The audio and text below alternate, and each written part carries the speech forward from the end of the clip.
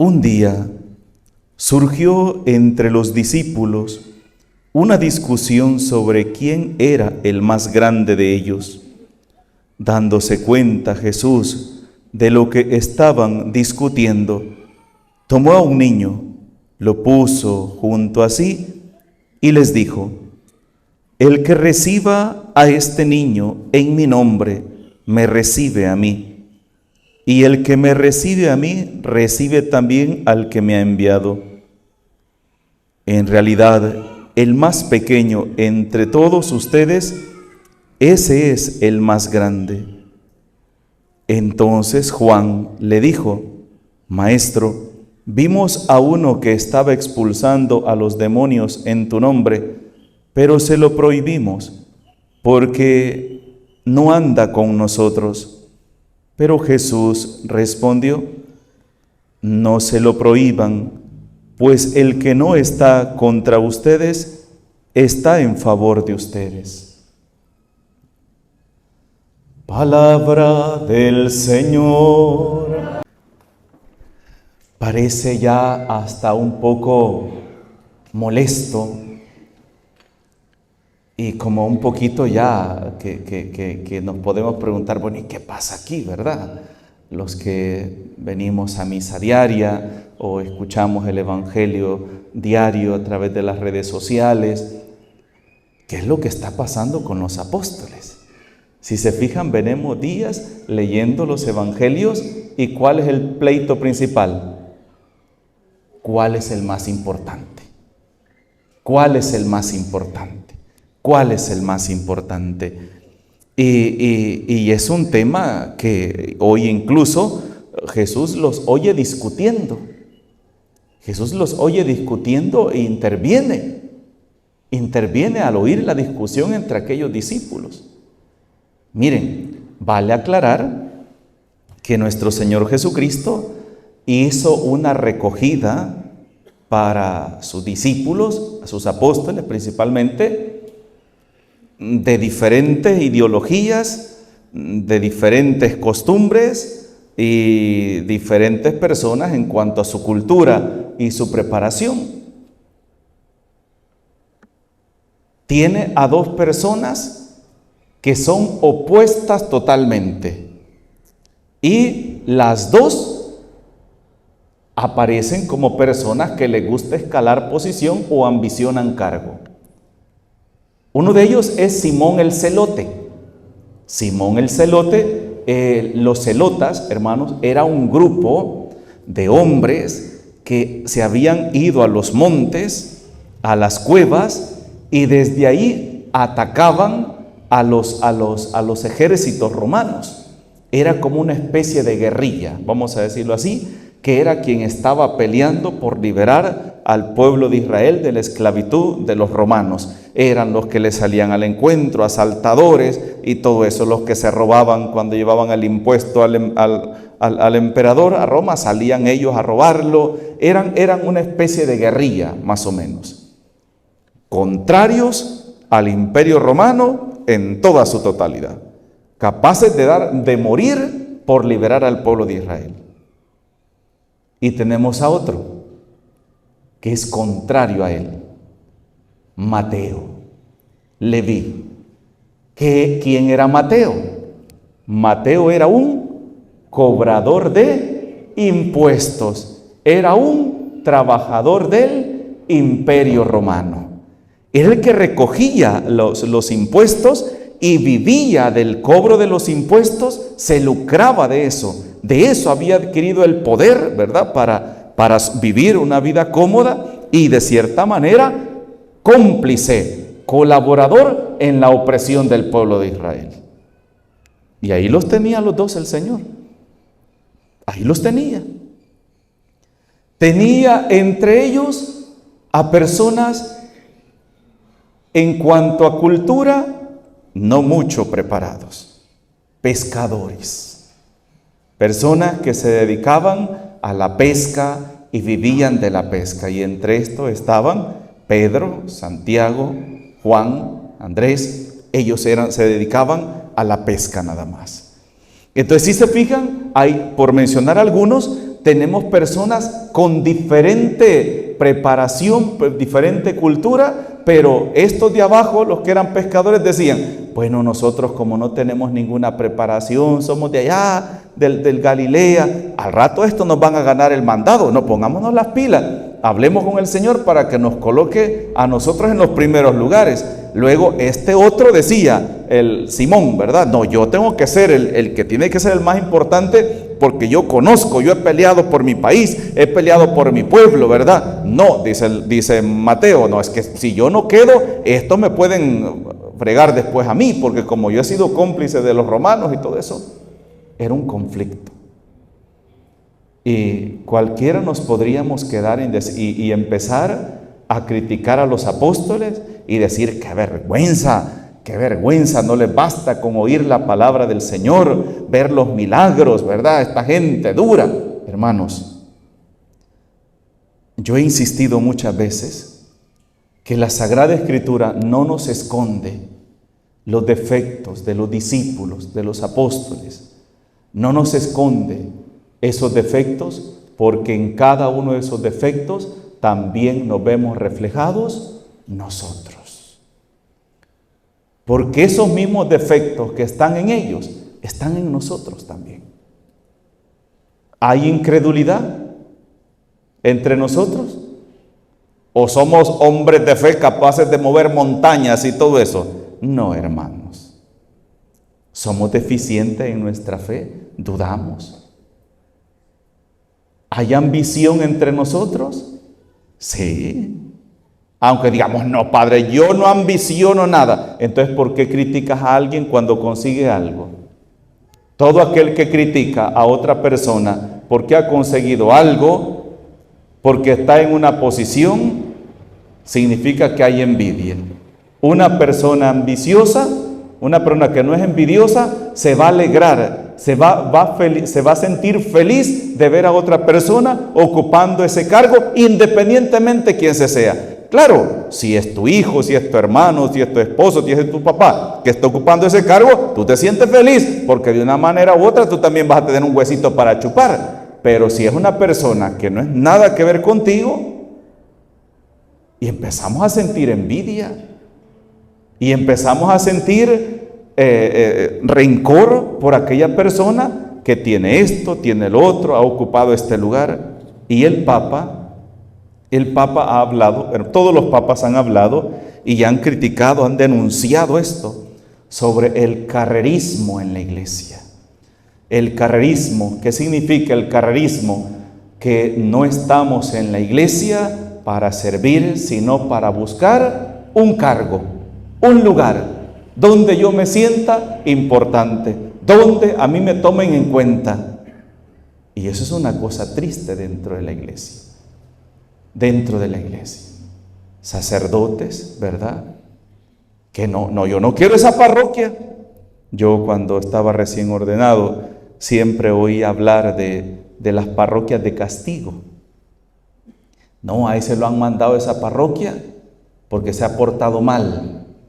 Aquellas parroquias más pobres, más alejadas, aquellas parroquias donde ya ni gente llega, ¿verdad? No, lo han mandado castigado, de castigo lo han mandado para allá. Ah, no, lo han mandado para esta parroquia es importante, la parroquia más importante de la diócesis. No, lo han mandado porque a él si el obispo lo quiere, el obispo así lo tiene en alta estima. Y empezamos a ver eso dentro de la iglesia también. Cuando algunos andan ambicionando y moviendo piezas y anhelando que quieren ser obispos, ¿verdad? O quieren el título de monseñor, ¿verdad? No, a mí dígame monseñor, ¿verdad? Y saben, hermanos, que la palabra monseñor es solo un título honorífico nada más. Es un título, no significa que sea más. Un obispo sí, pero vamos a escuchar un montón por ejemplo, a todos los vicarios foráneos. A todos los vicarios automáticamente se les puede dar el título de monseñor. Sí, a todos los que son vicarios. Por ejemplo, el padre Ángel, bien le podrían llamar monseñor Ángel Flores, pero es un título mientras le dure el cargo como vicario. a los demás vicarios, a todos, vicario de pastoral, vicario de todas las áreas de la iglesia. Entonces los pueden llamar monseñor. Y hay algunos que andan anhelando, es que yo quiero este cargo, yo quiero esto, yo quiero lo otro. ¿Qué significa? Que esto que el Evangelio hoy nos habla, que los discípulos anhelaban y peleaban, también sigue habiendo dentro de la iglesia. Eso a nivel de clero y a nivel de parroquias,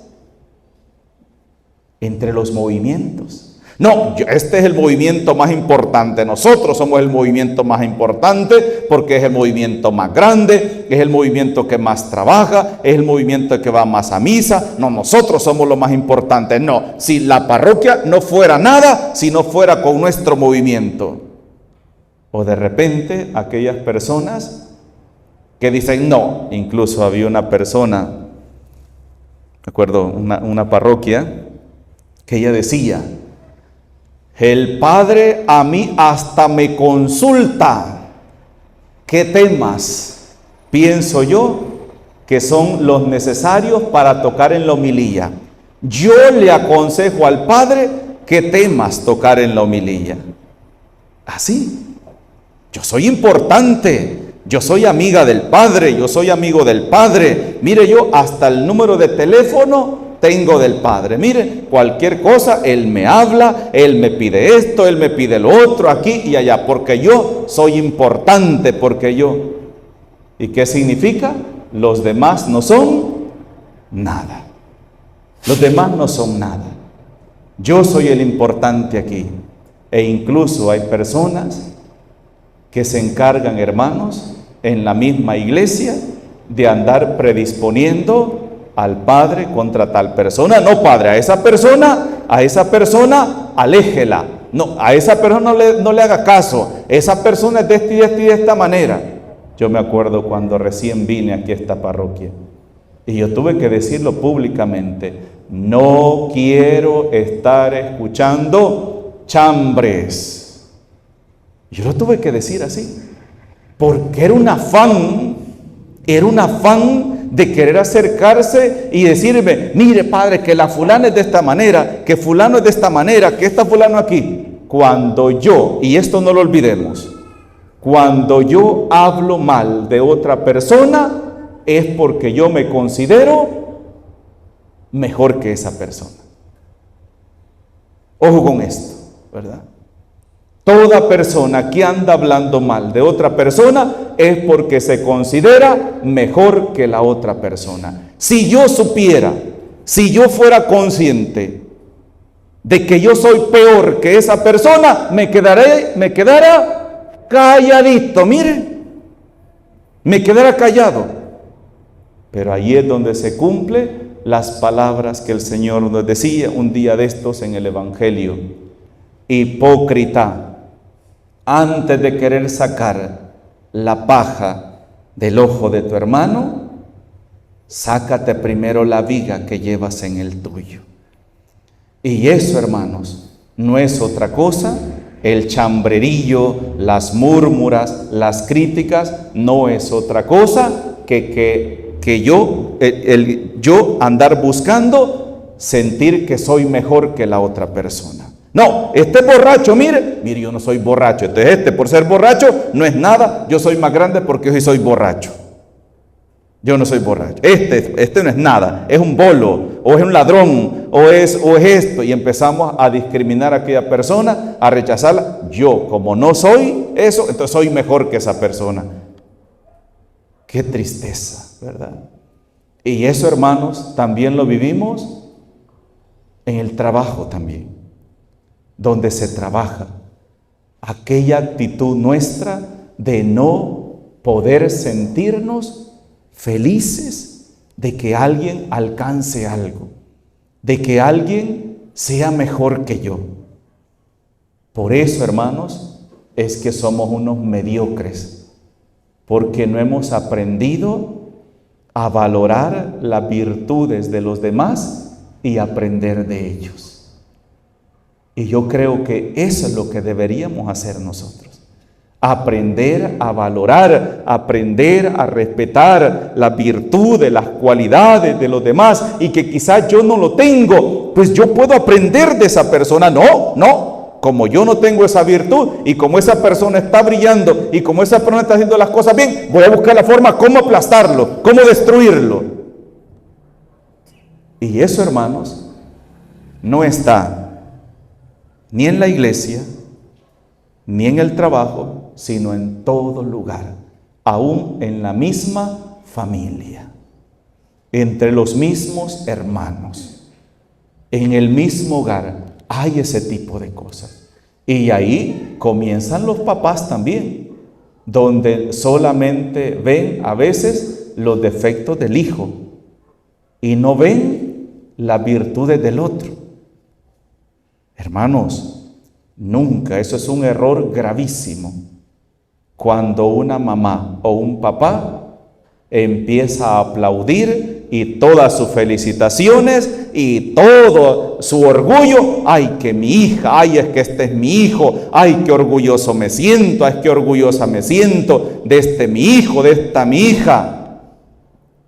Y yo quisiera preguntarte a ti, papá, mamá, si tú estuvieras en los zapatos de ese hijo del cual nunca has dicho me siento orgulloso, me siento orgullosa, ¿cómo te sentirías si fueras tú el que estuvieras en el lugar de aquel niño, de aquella niña, de aquella joven, que por más que trata de sacarse 10 en los exámenes, solamente llega a 7, a 8? En cambio la otra, sin necesidad de estudiar, sin necesidad de esforzarse, solo 10. Ahí es donde cometemos el error de no valorar el sacrificio de los demás. Y no todos van a tener la misma capacidad para hacer esto. Quizás esta persona tenga una capacidad para otra cosa, que esta no lo va a tener. Pero el problema es que nosotros no hemos aprendido a descubrir eso. No hemos aprendido a valorar. Y ahí también se comete el error, donde subimos a una persona y a la otra la bajamos. Y eso, hermanos, es, perdón que se lo diga, pero es el pan de cada día en muchos hogares. En muchos hogares. Así como tú trates a un hijo, también debes aprender a tratar al otro. Y por eso hay tantos jóvenes, tantos muchachos, tantas muchachas con resentimiento hacia sus padres, porque de sus padres jamás recibieron una felicitación, jamás recibieron un abrazo. Ay, no, a este sí, ¿verdad? Ay, que mi niño, que mi niña, ¿verdad? Y qué orgullo, este es mi orgullo. Y a veces de repente podría ser que uno salió negrito y el otro salió chelito. Y el chelito, ay, sí, este es mi hijo, mire qué rubio, me salió ojos azules, ay, qué bonito. No, este nació algo quemadito, ni más de queme en el horno. Y empezamos a hacer discriminación. Y empezamos a hacer sentir desde el momento, ay, que como este es chelito, ¿verdad? Este es morenito. Y empezamos a discriminar. Y empezamos a hacer sentir mal a las demás personas. ¿Por qué? Porque tenemos esa maña y a veces este hijo se siente más importante porque los mismos papás lo han subido y lo han colocado en la cumbre, en lo más alto. Y Jesús no nos enseña eso. Jesús nos dice que todos somos iguales. Todos somos iguales. Y Dios nos ama a todos por igual. De hecho, dice la palabra de Dios que Dios ama a todos por igual, buenos y malos. No está hablando de bonitos y feyitos, no. Está hablando de que a todos nos quiere por igual. Y eso, hermanos, no solamente debemos ser conscientes nosotros, también debemos decirlo. A mí me llamó la atención una ocasión, estaba escuchando una plática de una doctora y decía, los papás cometen el error de que cuando tienen un segundo hijo, toda la atención, todo el juego, todo el cariño y todos los regalos y esto y lo otro es para el niño pequeño. Y se olvidan del niño grande. Y ese es el peor error que un padre de familia puede cometer. Dedicarle todo el cariño, toda la atención, ya como ya está grandecito, queda desfasado. Ahora todo el cariño y toda la atención al más pequeñito. Y decía la doctora, mire, decía, por más que usted le hable bonito, por más que usted le compre ropa bonita, por más que usted le compre juguetes bonitos, ese niño no es consciente. No es consciente de los besos, de los abrazos, de la ropa, de los juguetes. No es consciente. El que sí es consciente de que ha quedado desfasado es el más grandecito y empieza a decir una frase bien triste: ya no me quiere. Y ese niño lo está sintiendo en su corazón y va a crecer con esa herida. Y va a crecer con eso en su corazón, de que sus papás lo desfasaron. Entonces ahora este niño, cuando encuentre a alguien con facilidad, él va a poder desfasar a estos, porque a él le enseñaron que cuando llega una persona mejor, una persona más nueva o una persona más bonita, hay que desfasar a los viejitos, a los fellitos y a los pobres. Hay que dejarlo, porque ahora tengo una persona mejor. Y eso es lo que vivimos en nuestros hogares. Y es lo que tenemos que aprender a cambiar. Por ejemplo, hoy, ¿verdad? En los apóstoles, ambicionando, ¿quién es el más importante? Y Jesús dice, el más importante es el más pequeño, el que se haga más pequeño.